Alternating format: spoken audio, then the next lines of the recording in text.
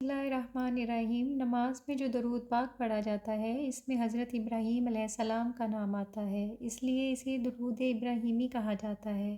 اس کی وجہ یہ بیان کی جاتی ہے کہ حضرت ابراہیم علیہ السلام جب بیت اللہ کی تعمیر سے فارغ ہوئے تو آپ نے اپنی دعا میں کہا کہ یا اللہ، نبی آخر الزمان محمد صلی اللہ علیہ وآلہ وسلم کی امت سے جو بوڑھا اس گھر کی طرف منہ کر کے 2 رکعت پڑھے تو اس کے حق میں میری شفاعت قبول فرما۔ اس پر حضرت اسماعیل علیہ السلام، حضرت ہاجرہ، حضرت سارہ اور حضرت اسحاق نے آمین کہی۔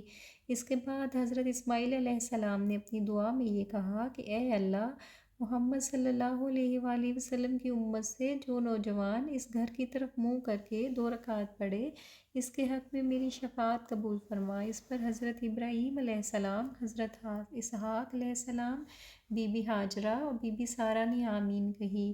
پھر حضرت اسحاق علیہ السلام نے دعا مانگی، یا اللہ، نبی آخر الزمان محمد صلی اللہ علیہ وآلہ وسلم کی امت کا جو ادھیڑ عمر شخص اس گھر کی طرف منہ کر کے 2 رکعت پڑھے تو اس کے حق میں میری شفاعت قبول فرما۔ اس پر خاندان کے بقیہ افراد نے آمین کہی۔ اس کے بعد حضرت بی بی سارہ نے دعا مانگی، یا اللہ، نبی آخر الزمان صلی اللہ علیہ وآلہ وسلم کی امت سے جو عورت اس گھر کی طرف منہ کر کے 2 رکعت پڑھے اس کے حق میں میری شفاعت قبول فرما۔ اس پر سب نے آمین کہی۔ آخر میں حضرت بی بی ہاجرہ نے یوں دعا کی کہ یا اللہ، امت محمد صلی اللہ علیہ وآلہ وسلم سے جو لڑکی اس گھر کی طرف منہ کر کے 2 رکعت پڑھے اس کے حق میں میری شفاعت قبول فرما۔ اس پر سب نے آمین کہی۔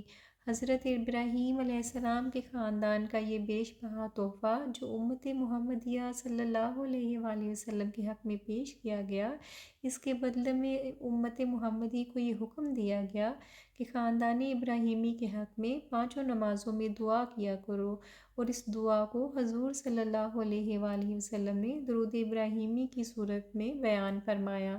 اس درود پاک سے حضور صلی اللہ علیہ وآلہ وسلم کی خاندان ابراہیمی سے محبت کا اظہار ہوتا ہے، اور اسی محبت کی بنا پر حضور صلی اللہ علیہ وآلہ وسلم نے اپنے ایک بیٹے کا نام ابراہیم رکھا۔ اور اس کے علاوہ شب معراج میں حضرت ابراہیم علیہ السلام نے حضور اکرم صلی اللہ علیہ وآلہ وسلم سے کہا تھا کہ اپنی امت کو میرا سلام کہہ دیجیے گا۔ اس سلام کے جواب میں آپ صلی اللہ علیہ وآلہ وسلم نے درود ابراہیمی میں ان پر سلام پیش کیا۔ یہ درود تمام درود کے صیغوں سے افضل ہے، کیونکہ اس درود کے الفاظ حضور صلی اللہ علیہ وآلہ وسلم کے فرمودہ ہیں۔ اسی لیے اس درود پاک کو نماز کے علاوہ کثرت سے پڑھنا دینی و دنیاوی فیوز و برکات حاصل کرنے کا بہترین ذریعہ ہے، اور اللہ کی رحمت و خوشنودی حاصل ہوتی ہے، دنیا کے تمام کاموں میں آسانی ہو جاتی ہے، اور قدم قدم پر اللہ کی مدد شامل حال رہتی ہے، حاجات پوری ہوتی ہیں، حضور کی شفاعت واجب ہو جاتی ہے، رزق کی تنگی دور ہو جاتی ہے، مال و اسباب میں برکت پیدا ہوتی ہے، خاتمہ بالایمان ہوتا ہے۔ اس کے علاوہ آخرت کی زندگی سے متعلقہ تمام منازل آسانی سے حل ہو جاتی ہیں، اور اس درود پاک کو معمول سے پڑھنے والا جنت میں جائے گا۔ اس درود پاک کی سند بخاری شریف کی یہ روایت ہے کہ حضرت عبد الرحمن بن ابی لیلہ نے کہا ہے کہ ہم کعب بن عجرہ سے ملے، انہوں نے کہا کہ کیا میں تمہیں حضور کی حدیث سناؤں؟ ہم نے کہا فرمائیے۔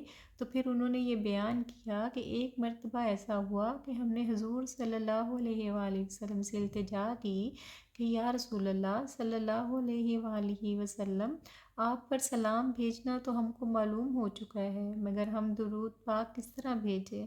تو حضور صلی اللہ علیہ وآلہ وسلم نے فرمایا کہ ان الفاظ میں مجھ پر درود پاک بھیجو، اللہم صلی علی محمد وعلی آل محمد کما صلیت علی ابراہیم وعلی آل ابراہیم انک حمید مجید، اللہم بارک علی محمد وعلی آل محمد کما بارکت علی ابراہیم وعلی آل ابراہیم انک حمید مجید۔ سبحان اللہ۔ اس درود پاک کے بے شمار فوائد آپ نے سنے ہیں۔ درود پاک خود بھی پڑھتے رہیے اور دوسروں کو بھی تلقین کیجیے۔